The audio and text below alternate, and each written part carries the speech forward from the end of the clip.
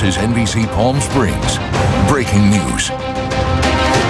Good evening and thanks for joining us. I'm Daytona Everett. We begin tonight with breaking news. The apple fire continues to burn in Cherry Valley, threatening homes and pushing thick smoke into the Coachella Valley. It started last night and has tripled in size in less than 24 hours. Multiple evacuation orders are underway in the area. Olivia Sandusky joins us now live from the site of the fire and has more. Olivia.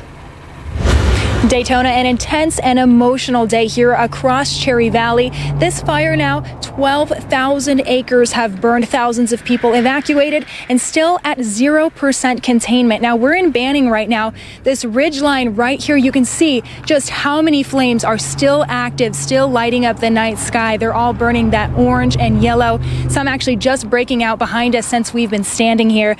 Now, CAL FIRE has told us almost 8,000 people have been evacuated at this point. That's over 2,586 homes. And some of the notable areas that those evacuations are in right now, you need to know if you're in this area: Potato Canyon, west to Raywood Flat in the Oak Glen area, north of Wilson Street, east of Sunset Avenue, west of Hathaway Street, and the latest that they've added, north of Morongo Road, that's east of Millard Canyon Road, and west of Whitewater Canyon. So as these blazes continue and people are evacuated, they're being sent to Beaumont High School for some resources from the Red Cross. We spoke to one of the directors there who's telling us how they're helping this community. As the fire grows and evacuation areas grow, we get more and more clients come to the evacuation center. So they're coming here, we're screening them, get them rehydrated, get them out of the heat, and then we're processing them and taking them to, or having them sent to local hotels. Animal control's here. So if the hotel does not accommodate pets, animal control has sheltering capabilities for the animals here as well as other sites. So when pets are brought up, we just put them, after they've been processed, we put them in contact with animal control to find out what their needs are. Still such a very dramatic scene here on this hillside. You can see it from miles away. The smoke being seen, we've heard from San Diego, from Orange County. So a very big blaze that unfortunately is only continuing to grow as the wind pushes it. I spoke to several neighbors tonight as well, many of them emotional, many of them scared as it does inch a little closer to some homes on this side of the valley. One of the best ways to stay updated on where this fire is moving, CAL FIRE is updating on their website as well as on their Twitter what evacuations are in order, what you need to look out for. We'll have live updates on our website as well. We'll bring you the latest as we find out more. Reporting live in Banning, Olivia Sandusky, NBC Palm Springs. Olivia, just some amazing images right behind you. You can see the smoke. What has it been like? You've been there pretty much all day today. How are you feeling breathing in that air? Fortunately, where we're at in Banning right now, the smoke is kind of pushing northeast, so it's going away from the 10 freeway. We haven't really dealt with too much of it where we're at, but you can see pushing actually towards the Coachella Valley where you guys are at. That's kind of where we're seeing that heavy smoke moving in that direction. So a lot of people telling us there's ash in their pools and it's getting kind of difficult to breathe in those areas. All right. You're doing a great job out there. Thank you, Olivia. We'll check back in with her later on in the show. And you can see all the smoke in the area from these videos right here. Smoke advisory has been extended through tomorrow night due to the apple fire.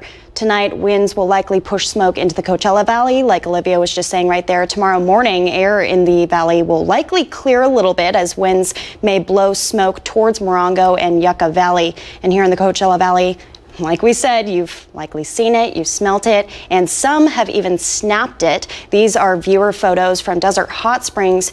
You can see the smoke making its way into the valley. Again, smoke advisory in effect through tomorrow night. Continue to send in these photos at NBC, news at NBCPalmSprings.com. That's our email. All right, Florida is in the middle of storm preps as hurricane warnings are in effect for parts of the state. The National Hurricane Center says the storm has sustained winds of 70 miles per hour, but it is expected to pick up strength later tonight. And the Bahamas have felt the brunt of the storm all day. As NBC's Chris Pallone reports, the state has also been preparing and is facing possible evacuations there. With Isaias bearing down on South Florida, the time to prepare almost gone. So now everyone should be safely at staying at home. Do not go out unless you really need to. The storm currently forecast to hug the Sunshine State's east coast. A shift in the track a few miles east or west could mean the difference between nuisance and disaster. But Floridians aren't taking the threat lightly. You got a trailer, you got to be concerned about everything. A few hundred miles up the coast, people in Daytona Beach squeezed in one more perfect day on the sand. Local leaders are concerned about a projected storm surge of 2 to 4 feet during high tide. As of right now, most of Florida's coastal counties have not issued mandatory evacuation orders, but the state's governor says that if those orders become necessary, counties are ready to open shelters which maintain social distancing. And if you are ordered to evacuate, please take it seriously and go. Chris Pallone, NBC News, Daytona Beach, Florida.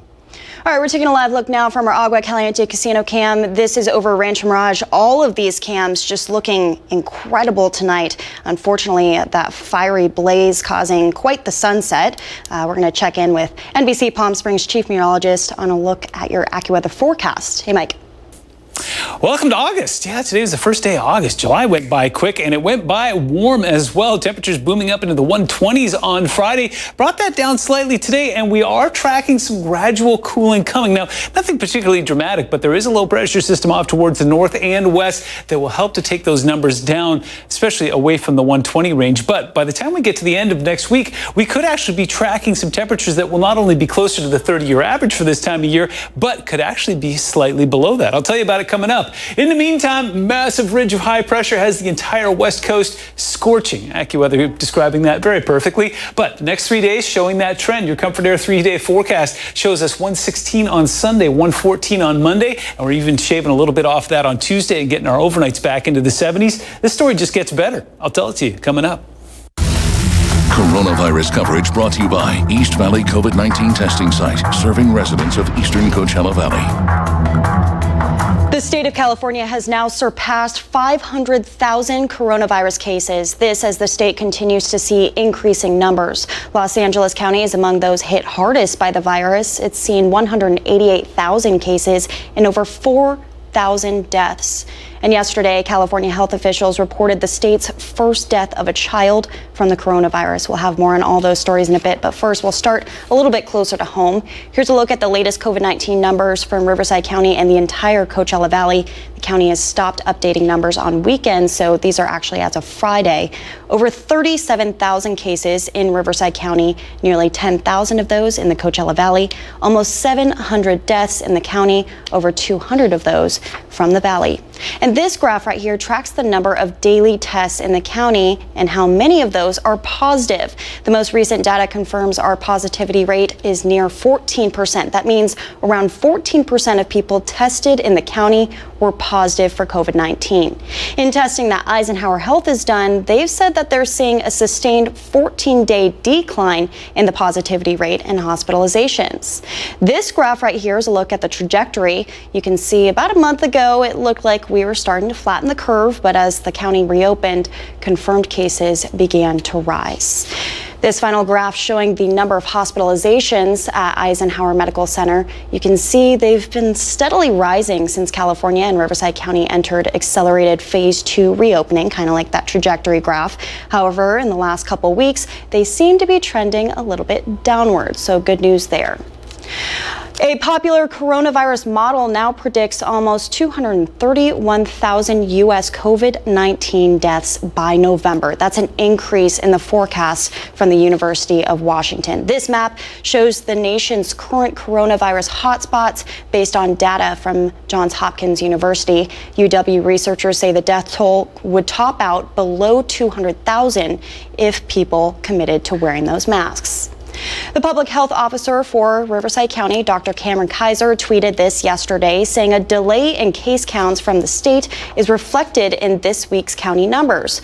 All this week, the daily numbers for confirmed cases have actually dropped, sometimes into the 200 range. The county says they expect to see significant increases next week to catch up on the delayed data. The issue did not have an impact on the county's hospitalization and death data.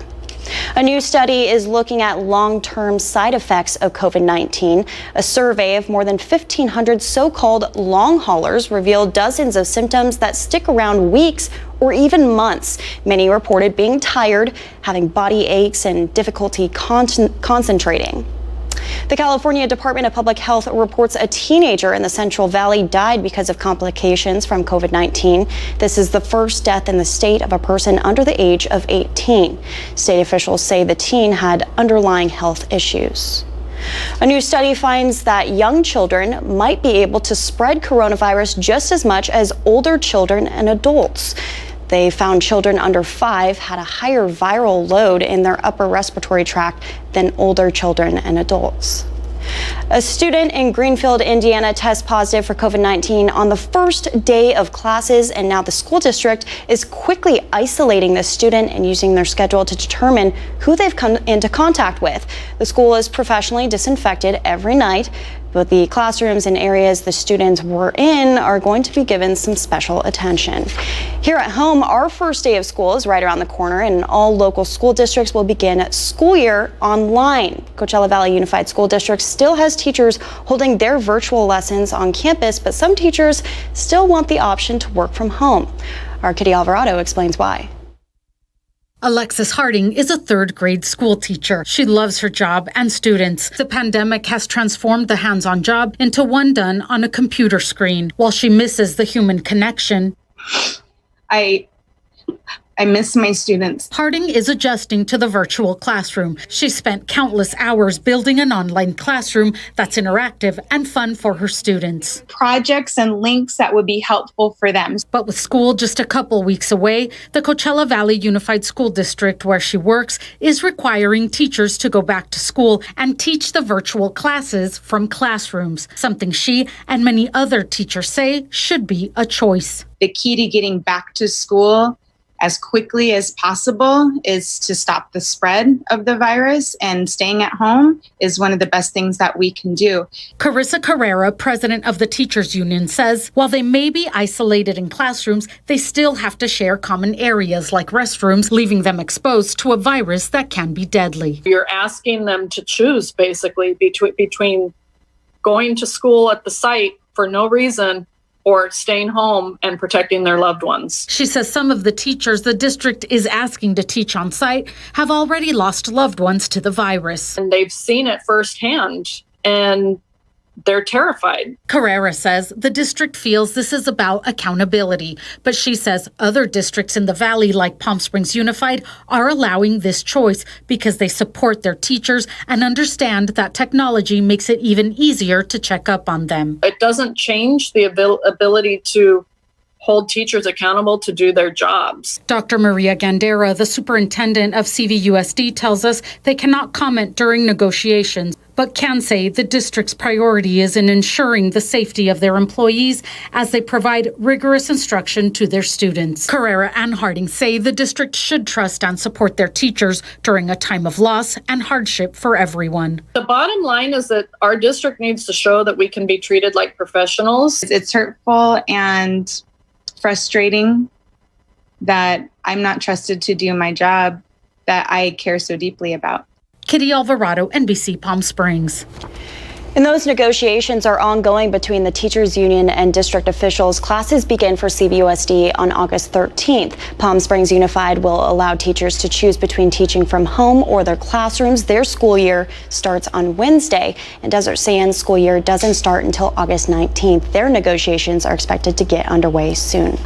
Coming up after the break, the clock is still ticking on a new coronavirus relief bill. Lawmakers meeting on a weekend to try and find some common ground. We'll have details next.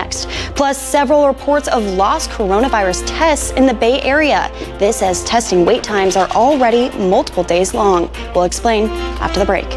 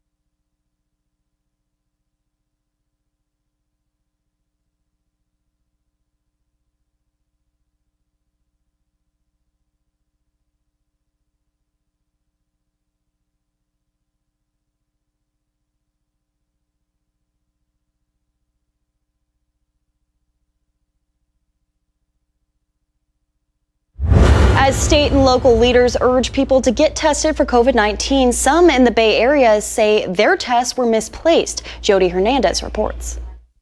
The test is free, and I'm told it doesn't take very long, so I think it's a good thing to do. Lisa Ruiz is one of thousands in the Bay Area getting tested for COVID-19 just for peace of mind. She doesn't have symptoms, but she wants to make sure she's not infected. Hopefully I don't have it since, I have a few family members at home that I live with, and I don't want anybody to be sick. Ruiz got tested at one of several testing sites in Solano County, the same site that one woman tells us lost her test. She got tested July 13th, only to get a call nearly 2 weeks later that there was a glitch. I got a phone call from them telling me that my test was lost and to please call them and reschedule. How does something like this happen, where they lose everything? And where did it go? Where is it? Another viewer contacted us to say she got tested at this drive-through site in Contra Costa County in early June. She says she was notified the very next day that her test was also lost, so she had to retake it. We reached out to the company that administers the test in Solano County. They say losing a test is rare, but does happen. In about a total of 0.3% of the time, a sample may be damaged, insufficient sample taken, or administrative error occurs, where we ask people to get retested, they said. I live with my elderly parents, and they cannot get the virus. If they do, they're dead, to put it bluntly. Lisa Ruiz hoped that she has a more positive experience with negative results. That was Jody Hernandez reporting. At least 260 campers and staff are infected with COVID-19 at a summer camp in Georgia. The YMCA says it regrets opening even though it tried to follow safety precautions. The CDC reports the virus spread quickly among the campers in just a few days. And when staffers went to camp in mid-June, they actually all tested negative within the previous 12 days. But on June 24th, a teen staffer felt sick and then tested positive. That's when the camp started sending all the children home. It's unclear if any campers and staff have required hospitalization. Another member of Congress has tested positive for COVID-19. Representative Raul Grijalva of Arizona announced he tested positive in a statement today.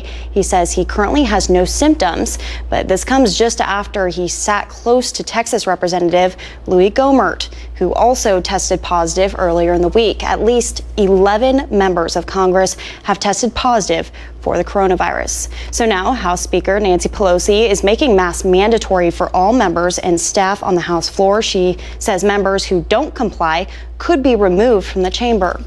Staying on Capitol Hill, the $600 in unemployment that has kept millions of Americans afloat during the worst economic crisis in decades has expired. Senators left D.C. yesterday with no relief bill. Whitney Wild reports on what's happening or not happening in Washington.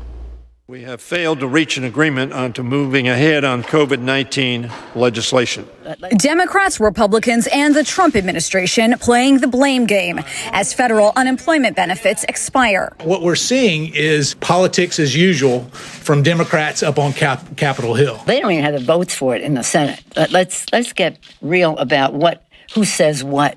The repercussions of the pandemic are clear. Weekly jobless claims continue to rise. Economic forecasters warn of another slowdown. And the coronavirus has resurged across the country. But Congress and the White House couldn't reach an agreement, even over a short-term fix. A temporary solution has been rejected not once, but multiple times. What are they going to do in a week? The Democrats have made 0 offers over the last 3 days. 0. We passed a bill over 10 weeks ago. They couldn't even get a shell bill. It's back to the drawing board. Negotiations will continue through the weekend. There is a glimmer of hope. The House canceled its recess to pass coronavirus relief legislation. Still, struggling Americans will enter August without much needed funds to pay their bills. We call on Capitol Hill to get serious about their negotiations. The president is serious about the negotiations. We're willing to engage. We anticipate that we will have a bill, but we're not there yet. At the White House, I'm Whitney Wild. And today, lawmakers were back in Washington trying to reach an agreement on that same coronavirus relief package. Both sides met for nearly 3.5 hours. Both groups called it the most productive meeting thus far, but say they're still far apart on many issues. This was the longest meeting we had, and it was more productive than the other meetings. We're not close yet, but it was a productive discussion. Now each side knows where they're at. And we are going to work very hard to come to an agreement that meets the needs of the moment. Here we have this challenge, and what they were saying before is we're going to cut your benefit. That's one of the, shall we say, discussions we're having. And here's what Republican leaders had to say coming out of that same meeting. I think we would also characterize the discussions as the most productive we've had to date. We're still a long ways apart, and I don't want to suggest that a deal is imminent, because it is not. But like with any deal, as you make progress, I think it's important to recognize that you're making progress. There's clearly a desire on their part to do an entire package. We've made clear that we are willing to deal with the short-term issues and pass something quickly and come back to the larger issues. So we're at an impasse on that. More meetings are scheduled for tomorrow and Monday. All right, we're taking a live look at the apple fire. It's now up to 12,000 acres and still at 0% containment. We'll have a live update from our Olivia Sandusky. She's on scene there. We'll also have your full forecast from Mike, but crazy scenes coming out of Cherry Valley. We'll be right back.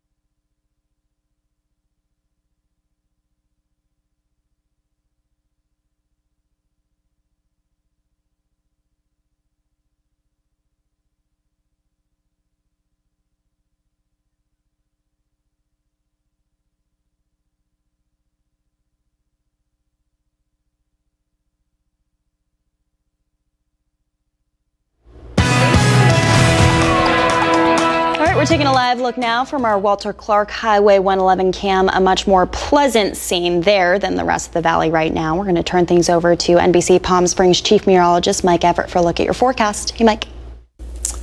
High pressure still fully in control over the west, but as you can see very clearly looking at infrared here, help is on the way. A very powerful low pressure system that's going to continue to meander and move up towards the north and east away from us. Will swing a cold front across Southern California later in the week. So bottom line here, we saw earlier with that 3-day forecast, the temperatures will start to back off as we go into the new week in the first few days of August here. And then when this finally swings across our region, looks like Thursday into Friday, then we're going to see some noticeable changes. I'll tell you about it in a moment. Take a look at temperatures across North America on Sunday. We are looking at some upper 70s in Toronto, some upper 80s in New York, 89 and muggy, and tracking that hurricane continuing to make its way through the region, bringing lots of wind and rain. 112 in Phoenix and some 70s and 80s up and down the West Coast, 86 in Portland and some mid to upper 70s in Vancouver and in Seattle. Here's what we're looking at. Temperatures that will still be hot, but again, not as hot as they were going into the weekend. We'll get some light onshore breezes near the coast there. We'll see those winds picking up for us every evening, getting into that normal range of about 20-25 miles an hour with some isolated gusts up to about 30. It's all welcome ventilation. We'll take every little bit of it. And we will start to see some monsoonal flow starting to come back up into Arizona after a brief hiatus courtesy of that ridge of high pressure. Temperatures will start in the low 80s on Sunday morning and again booming into the 1-teens. It's not going to be cool, but again, it's not going to be in record territory either. And you'll see those dew points in the upper 30s and lower 40s. It's going to be dry out there. Perfect if you're running the evaporative cooler. 116 is our expected high in Palm Springs. 117 is in Indio and Palm Desert. Look for 107 in Joshua Tree, 83 up in Big Bear, and 105 in Cabazon. Your Comfort Air 7-day forecast is showing temperatures backing off as we go into this new week. And I promised you a happy ending. Look at next Thursday, back down below average, and those overnights back in the low 70s.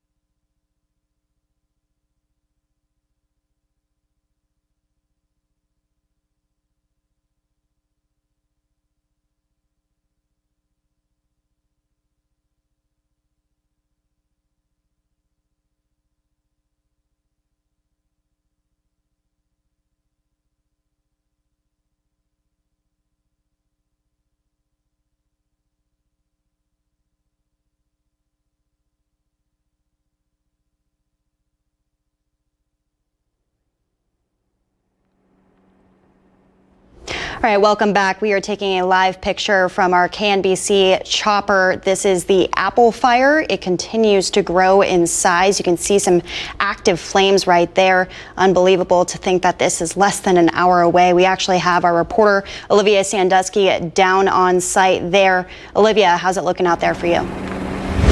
Daytona, it has been a long day for firefighters and families here across Coachella Valley. This fire now spanning 12,000 acres and thousands of people have been evacuated already. We're in Banning right now, and you can see on these hills right here just the glow of these flames. So many still here in the mountains, kind of moving northeast right now, but very bright, and some of these popping up just very recently here since we've been standing here. Now, this did start about a little more than 24 hours ago.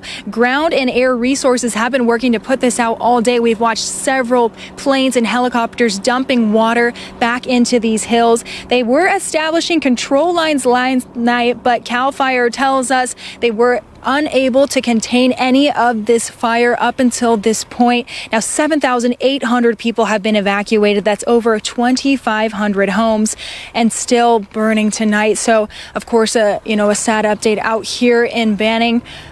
Now, we have did speak to many neighbors and residents. Those who have been evacuated are heading to Beaumont High School. That's where the Red Cross is working with them, helping giving resources, setting people up in hotels if that's needed as well. So the director said they're working very hard to help the community out here. Many people were asking about the cause. That is still under investigation. But people who are in the area, if you need to learn more about evacuations as they come throughout the next couple of days here, CAL FIRE has been tweeting very frequently what those areas are.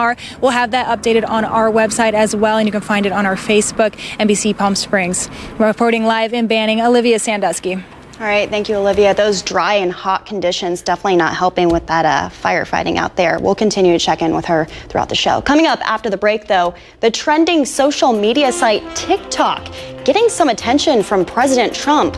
Why the president wants to ban the app in the U.S. and more information on a possible sale of that same company. That's after the break.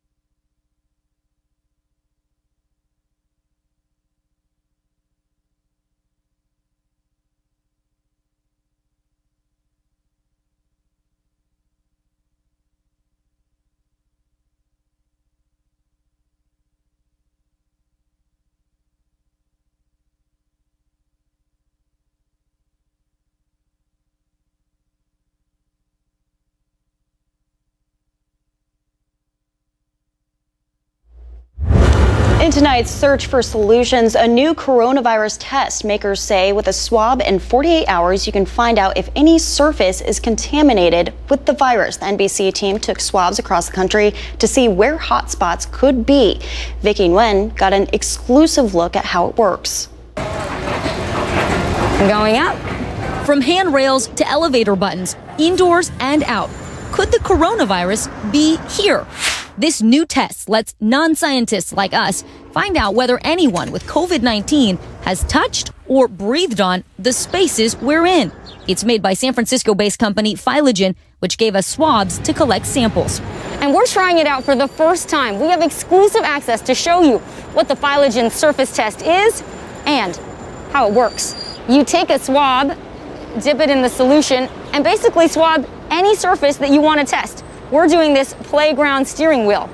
Just snap the top of the swab off in the sample tube, and you're done. I swabbed all over New York City, in busy public spaces like the subway, coffee shops, and the grocery store. All right, we're gonna see what's on this cart handle. The seatbelts, pin pad, and door handles in a taxi. Taxi door handle. And inside an Uber. Not pretty, but we gotta check. Even inside a public restroom. Another good spot, the elevator. And what about these high-touch items at a restaurant? I wasn't alone. We enlisted NBC News producers from coast to coast, swabbing surfaces in 5 states, including hotspots California and Florida. 48 hours after shipping our samples to the lab, we got the results. All our swabs from Pennsylvania and New Jersey came back negative for coronavirus. traces of the virus on the train, at the drugstore, or on the mail we swabbed. Not even the chair in the pharmacy waiting area. No positives in California either, where the producer swabbed a gas pump, bus seat handle, and this elevator button in an office building. But in New York, 2 positive hits. This grocery cart handle came back positive for SARS-CoV-2, the virus that causes COVID-19. And this self-serve bread bin, also positive. But the worst was COVID-19 hotspot Florida. Nearly 20% of our samples from Miami positive. It's this inside elevator. Overall, 6% of the samples that we took indoors came back positive, which is within the 5 to 20% positive rate predicted by the company. We shared our results with epidemiologist Dr. Tista Ghosh. Is it reassuring for the public to know that maybe coronavirus isn't in all the places that they thought it might be? Absolutely. It's reassuring to know that some of our prevention measures are working and that we're not seeing coronavirus in places like the mail or on certain public restrooms. While I'm definitely surprised by that, I think that's good news. What are the limitations of a positive result? Well, the limitations are that you really don't know how much of the virus is there, and you don't know if it's dead or alive. So you don't know if it can actually infect somebody or not.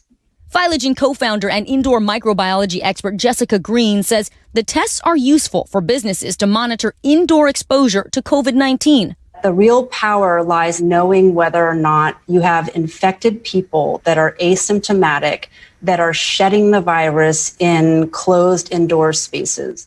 Like a school or a nursing home?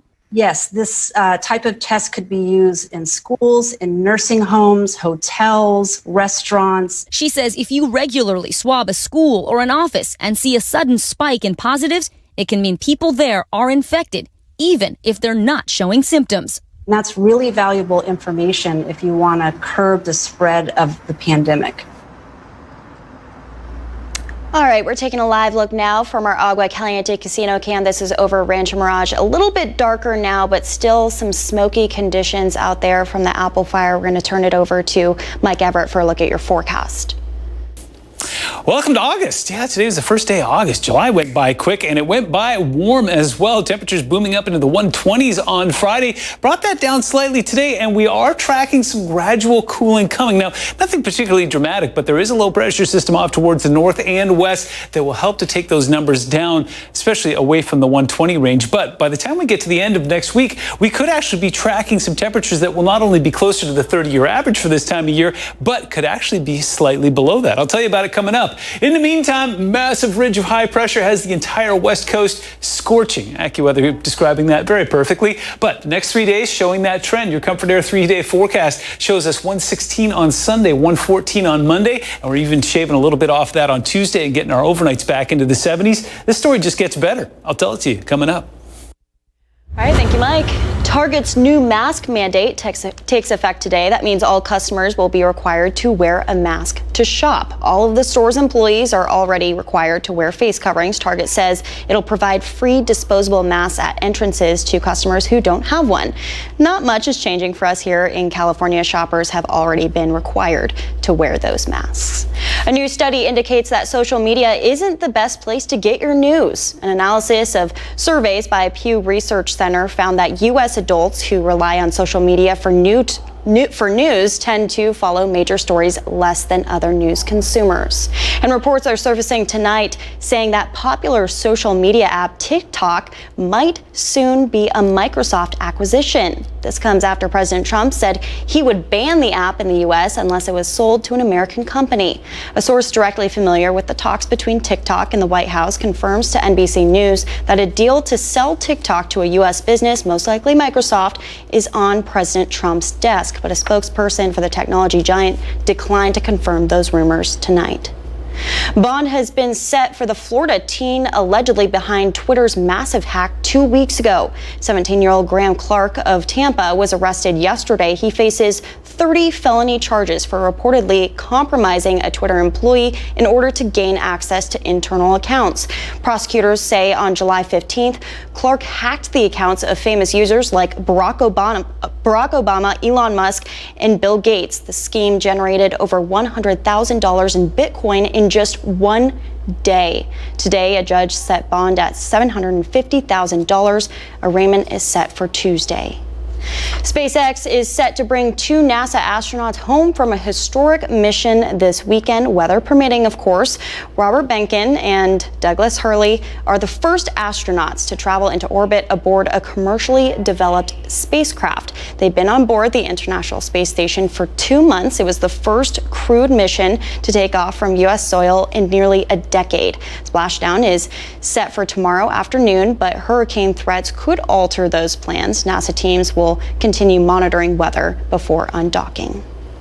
Up next in sports, more Major League Baseball games postponed. Will the season last through the weekend? We'll have details next.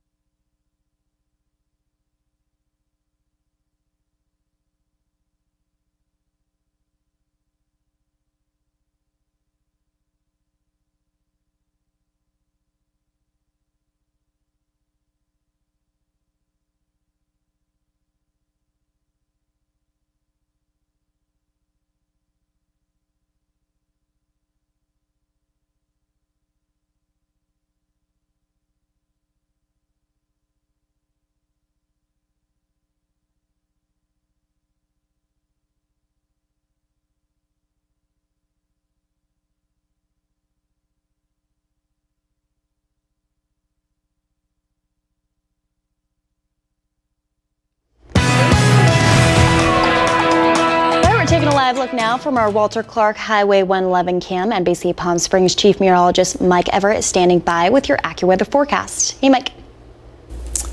High pressure still fully in control over the west, but as you can see very clearly looking at infrared here, help is on the way. A very powerful low pressure system that's going to continue to meander and move up towards the north and east away from us. Will swing a cold front across Southern California later in the week. So bottom line here, we saw earlier with that 3-day forecast, the temperatures will start to back off as we go into the new week in the first few days of August here. And then when this finally swings across our region, looks like Thursday into Friday, then we're going to see some noticeable changes. I'll tell you about it in a moment. Take a look at temperatures across North America on Sunday. We are looking at some upper 70s in Toronto, some upper 80s in New York, 89 and muggy, and tracking that hurricane continuing to make its way through the region, bringing lots of wind and rain. 112 in Phoenix and some 70s and 80s up and down the west coast, 86 in Portland and some mid to upper 70s in Vancouver and in Seattle. Here's what we're looking at. Temperatures that will still be hot, but again, not as hot as they were going into the weekend. We'll get some light onshore breezes near the coast there. We'll see those winds picking up for us every evening,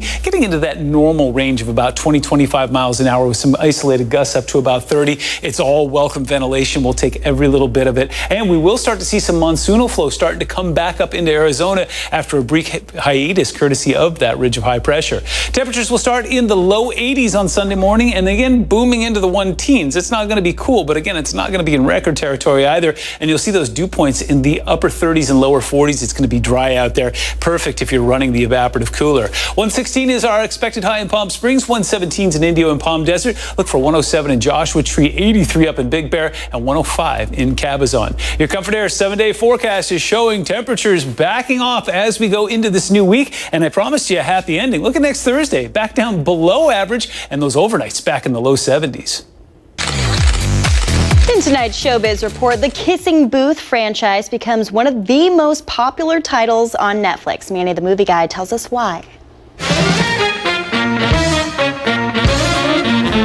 Hello, movie bobs. Dancing, first love, friendships. Some of the most important ingredients of the Kissing Booth 2. I'm Elle, and that's my best friend Lee. The first Kissing Booth, released 2 years ago, became one of the most watched movies in Netflix history. So it's no surprise that a sequel is upon us. To say that I'm excited about where it is would be the most insane understatement in the world. It's changed my life. I'm guessing you might have a few questions. If there's only one reason for you to see part 2, let it be Joey King. The actress is incredibly likable as Elle Evans. She's now a high school senior, juggling a long-distance relationship with boyfriend Noah, the brother of her best friend Lee, played by Joel Courtney. Here we go. So honored and blessed to be a part of an incredible movie like this. We were wondering if you'd be one of our kissers this year. No. Complicating matters is the arrival of Marco, played by Taylor Zakar Perez, the new eye candy in the movie, whose nickname is The Snack. The snack, the meal, the dessert. I mean, I don't... What else? Everyone keeps saying different stuff, but I'll take it, you know? I have heard so much about you. Completing the cast is Maisie Richardson Sellers. She's Chloe, Noah's friend in Harvard, and the subject of Elle's scorn. That yearning and that young, sort of like delicious first love feeling of being in high school. Like Elle, the writing and direction of the sequel has matured. Sure, there are still some corny jokes and gags, but the heart beats stronger in the second. Even the cast agrees when I say... I hate to be partial though, but I actually love the sequel better because I think... You do! And the fans agree as well. As of this writing, The Kissing Booth 2 is on track to rival the numbers of the first, and a third film is on its way. Maybe it's the romantic story, or perhaps the eye-popping dance revolution numbers. I feel like you've done this before. You know, it's like step accuracy and choreography. I mean, I need to see some videos of you.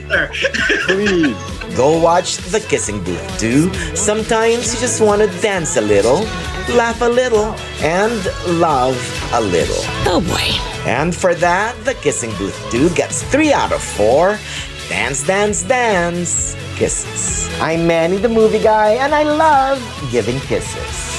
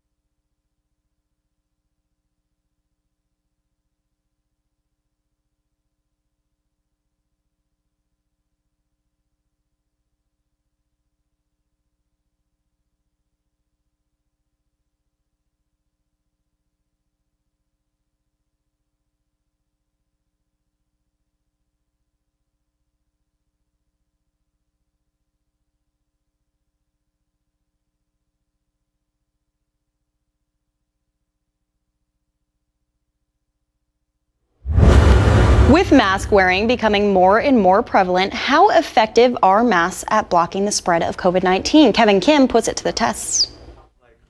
From blue polos to blue lab coats and gloves, we headed down to Sacred Heart's laboratory to unmask a common question. What exactly does a mask do?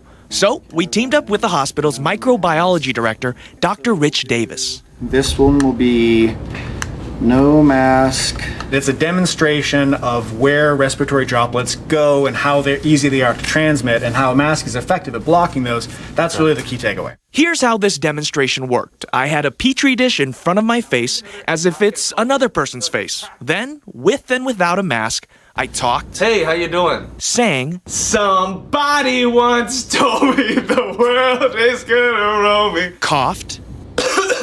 And sneezed. We also tried coughing with and without a mask from 2 feet away, 4 feet away, and 6 feet away. Dr. Davis put the dishes in an incubator, and we waited 24 hours for our results. So these are the plates that you were interacting with yesterday, with or without a mask. Let's start with the face-to-face demonstration. Mask on the left, no mask on the right. Let's go with talking first. With a mask? Oh, that looks good. Talking without a... Oh, okay. I'm actually shocked there's any at all. I'm going to be completely honest with you. Next up, singing. This was Changes by Tupac, and this was Smash Mouth. Things will never be the same, never be the same, yeah. Pretty similar to talking. But Dr. Davis brought up a good point about one of nightlife's most popular activities. Like karaoke night, when that microphone after the night, I'm sure it's pretty gross and wet. So now we've got coughing. So this was just two coughs. Really? That's crazy. Remember, all those yellow dots, that's where bacteria grew after the droplets out of my mouth landed there. But those droplets were nothing compared to the ones from sneezing. First, mask on. What? Okay, I'm terrified to look at this one. This is no mask. Ooh! Oh! Good Lord. When I had my mask on, no yellow dots. But when I didn't, there was always something. What this kind of goes to show is that most of those, heavy, fat droplets that are going to come out of your mouth, that are going to have bacteria, they're going to have viruses potentially, they're going to get caught and not go forward into, the space in front of you. It was the same case for the social distancing demonstration. So yesterday I was standing right here. No mask, with a mask. 4 feet, you can see it's less, but still pretty prevalent. 6 feet. Oh, okay. Yeah, just one or two few up there. So there really is that distance difference where the droplets that you're producing by coughing are pretty much, a lot of them are falling out of the air. To me, I think we're coming into a new reality where masks fit into that very social conscious paradigm. You do simple things that everyone can do. It's not going to be 100% effective, but if we all do it, it's going to definitely make a difference in preventing things from spreading one person to another.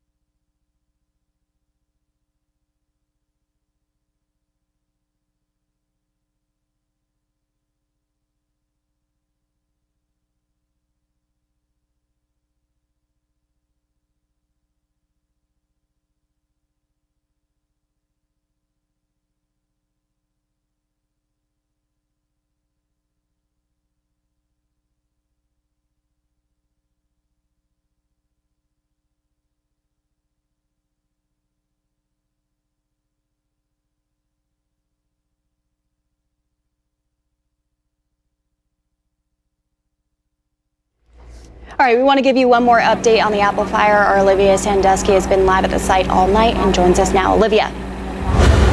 Daytona, the hills behind Banning and Beaumont still glowing tonight. 12,000 acres burned. This fire at 0% containment. And you can see that orange and yellow still kind of leaping up into the air. Some flames still very active. Fire crews working late into the night tonight to put this out. Over 7,800 people have been evacuated so far across this area. That's over 2,500 homes. Many of those evacuees heading to Beaumont High School for that Red Cross resource there. The director saying he's setting people up in hotels, helping people stay hydrated and get the resources that they need. Now, this is an ever-changing situation, so we'll bring you updates. Of course, with 0% containment and no cause to this fire yet, we have a lot more still to learn throughout the weekend. Reporting live in Banning, Olivia Sandusky, NBC Palm Springs. Yeah, thank you, Olivia. She was talking about updates. If you want to see those updates, you can go to our website, NBCPalmSprings.com. This QR code actually takes you right there, so you can scan it, and it'll take you right to our website. We'll see you tonight at 11 o'clock. Have a great night.